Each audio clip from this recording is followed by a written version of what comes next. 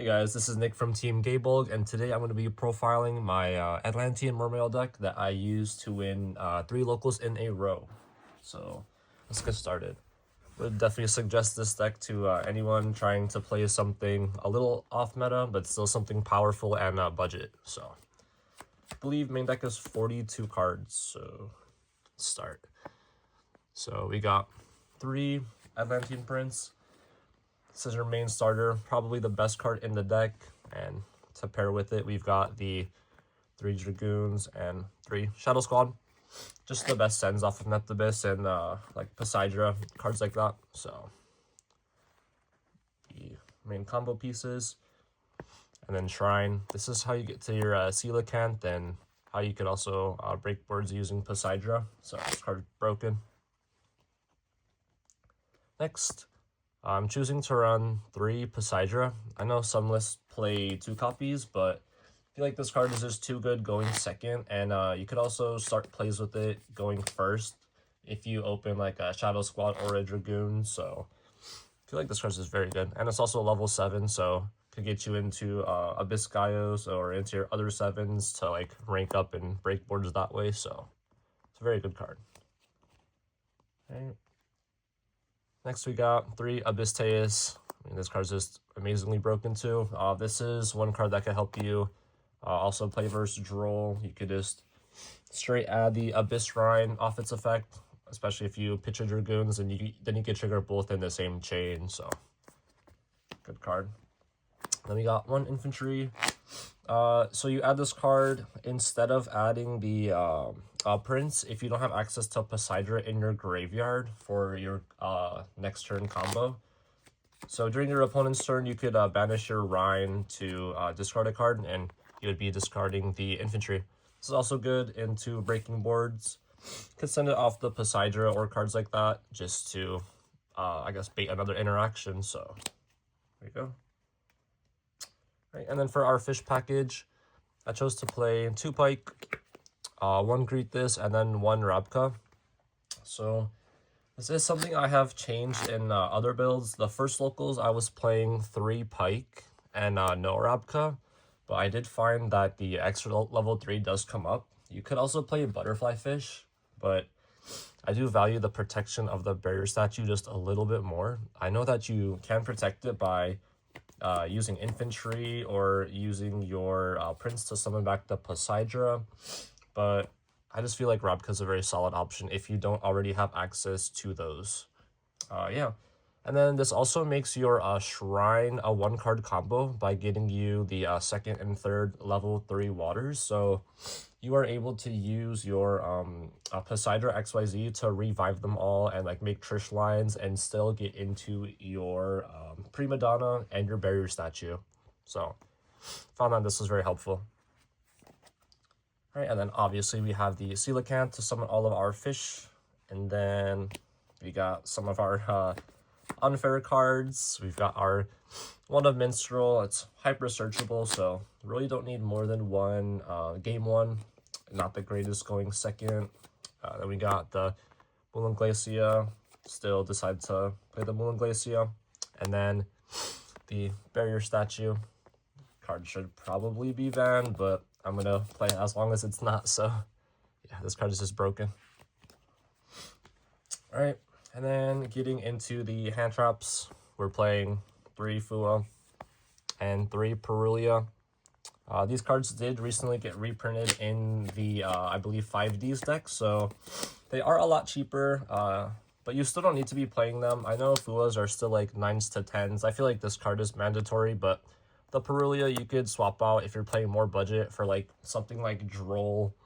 Droll's very impactful this format, and you're also able to Droll yourself if you get Charmed, just so you could prevent your opponent from drawing. And as soon as you get access to Shrine, if you Droll yourself, it really doesn't matter. You just go Coelacanth line into Trish even, and you could just barrier lock that way. So yeah, these cards are very, very good. Then we also play 3 Ash. This is the only other monster hand trap. We really just want to be shutting down Charmies, like Meowls and Fua hurt a lot. Perulia a little less, but definitely need to be playing Ash. Then onto our spells. I do play one Pros, one for one, and one Called by the Grave. So there's really just not many spell cards that you would want to be playing in this deck. You could be playing the Abyss Triena, the Equip spell. I don't feel like that's very needed, and I just feel like these are a bit more powerful. Like, yes, the Triena is searchable, but it doesn't really do a whole lot in the combo. I feel like Called by is just like a needed card. We really do need to be stopping hand traps, like Charmies especially. You could definitely get away with cutting the 1-for-1 and the Prosperity. Also to like beat Draco Tail Flame, because the less spells you play, the better. But I feel like all these cards were pretty well for me in my tournament. And then lastly, I just played 3 Imperm. So I don't have Dominus Impulse, but if I did, I would definitely be playing them on top of these. But this card was very solid to stop my opponent's combos, very solid as a breaker, just a very solid card. Right, and then that was going to conclude the main deck. Going on to extra, I feel like extra is a bit more standard. We have the Neptibus, King Neptibus. We have one Coral Anemone, never really needed the second. Would have been helpful sometimes, but we got there anyway. One Lizardos, this helps you clear field to combo. Sometimes you do have too many monsters on the field, and you do just need to get them off field, and it also nets you a draw and is water, so you're able to make it while waterlocked. So this card did come up quite a lot. And then you got a flex spot in Abyss Lacia. You could keep this card. I never really had to summon it. You could play Zealantis instead, because there's a funny interaction with Zealantis and the Anemone. Is that if you use the effective Anemone and then use Zealantis, if you banish your opponent's monsters, unless they're water, they don't come back due to the Anemone. So I feel like that's a very cool, like, I guess, breaker that never really came up, but if you want to play it, you definitely can. And then last link we play is the Abyss Keeper, just to summon the Coelacanth from hand, just to continue comboing. And this card did come up quite a lot. So next on to the XYZs, we play Abyss Gaios. I wasn't expecting this card to come up or like nearly as much, but this card is broken. You could just summon this guy and then instantly rank up into this after you use the effect to negate your opponent's monsters. So yeah, so we play the one Gaios, we play the one Trite. This is a very, very good combo piece. Poseidra Abyss, this card is amazing too. Gets you your waters in graveyard, and also does not target as cost, or sorry, does not target, so you return cards on resolution. This card is amazing. Then we play one Lavirtue Dragon, just to turn your 3s into getting cards into your hand. You could use this to add back Prince, to summon back Poseidra during your opponent's turn off of Shrine. This is just another very good card. And in games 2 or game 3, you could add the Virtue Stream off of this on summon. Then for the Synchros, got the one Monoceros, one Prima Donna. We got the Trish. We're summoning this card all day. This card's amazing. Just able to hand rip another and banish on resolution. So card is broken. One of the Croco Dragon. Didn't summon this card too much. Summoned it maybe once or twice just to get 2 more draws and also insulate my board just a little more with interaction. You could definitely go for this instead of Trish. Trish does rip one, but it is random. But the Croco Dragon ensures that you're able to get 1 more interruption over the Trishula. And then we are playing the one Dragite. You summon this using the Prima Donna and a Prince from your graveyard. Again, just another nice piece to out spells and traps. Primarily against Draco Tail, you could stop their fusions, as you really don't want their fusion spells to resolve, because if they are able to get into a fusion and send the Molulu, they are able to just negate the barrier statue and then continue playing from there. And then lastly, I play the one Agrine. You definitely could be playing, I believe it's Chenging instead. I don't have Chenging, but this card was, enough in my testing. Is able to banish a card in your opponent's field or graveyard, and is able to protect all of your guys. Not that that really came up, but this card is a solid card. And then lastly, for side deck, this is definitely something that I would like to change in the future, and I am missing a few cards, so this isn't perfect, but Let's just start. So you have the 2 Minstrel. This is for going first. You just play 2 more Minstrel to rip our opponent's hand like instantly. It forces Charmies, which is fine, but it does help us rip Nib or Imperm or Ash or any other cards that stop us from wanting to combo.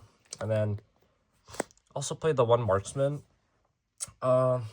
This card you don't have to be playing, but this is hyper searchable in engine and accessible, so I do want to play this. It is good into obviously back row decks or even Draco Tail. But so my thing was that this definitely forces the Sting in the Draco Tail match, but sending any other card for cost probably already forces the Sting anyway. So this card isn't really mandatory, but I'm not sure what other card I'd want to be playing instead. Okay, and then a really random pick, but I have 3 Retaliating Sea. Obviously, this hurts you probably as much as it hurts Draco Tail, but you could always go battle phase, crash this after you use it into Draco Tail, or you could like normal something, make Haggard, banish it, and get a draw just to get it off the field. But this card did come up versus Draco and did help me quite a lot, but I don't have anti-magic arrows, so I would probably be playing anti-magic arrows instead, just to turn off like Draco spells and traps, or just like any back row deck really. Yeah, but this card was fine in testing. You could also play Ghost Spell instead as well. Ghost Spell is good into the meta, good versus Draco Tail traps, and yeah. Next we have Droll and Lockbird. On top of this card being good in just like rogue matches, this is also good siding in going first. So you could take out some of your Charmies and cards like that and just side this in to play versus Charmies. So once you get access to your shrine, and as soon as you summon the Coelacanth, after they fool you, you were able to draw on res of them drawing off of the Fua, and then continue your combos that way. And since you already have access to Coelacanth and like your full combo, then you're able to play versus your own Droll anyway. So this card is very good into, yeah, rogue matchups and also protecting yourself from Charmies. And then continuing along, protecting us versus Charmies, you could keep a Fualos in game 2 or game 3 if you start, and then just cross that out, or even a Droll. Then we also have Mizuchi. This is a very good card. You're able to actually get this card twice. So first during your turn, and then during your opponent's turn, when you detach off of your Gaios, or if you discard off of Rhine, then you're able to trigger your king to re-equip this. So just a little double spell negate. Very good card. Stops cards like Super Poly, Droplet, Dark Ruler, cards like that. And then we do play the Virtue Stream. You could say that this card's a little redundant, because if you have full combo, you're probably already winning, but I definitely do just like the extra added point of interaction off of the Le Virtue Dragon. So I would probably continue playing this unless I find a card in the future. And then lastly, finish it off, we have 3 Evenly Matched. So Evenly Matched didn't come up a whole lot. I only saw it once in the 3 tourneys, but practically this is for Draco Tail, as Sting only stops a spell card, and then the only thing you really have to deal with then is like one of the traps that they keep, or the 5 mana in hand. So it's really, I guess, like narrows down the board quite a lot.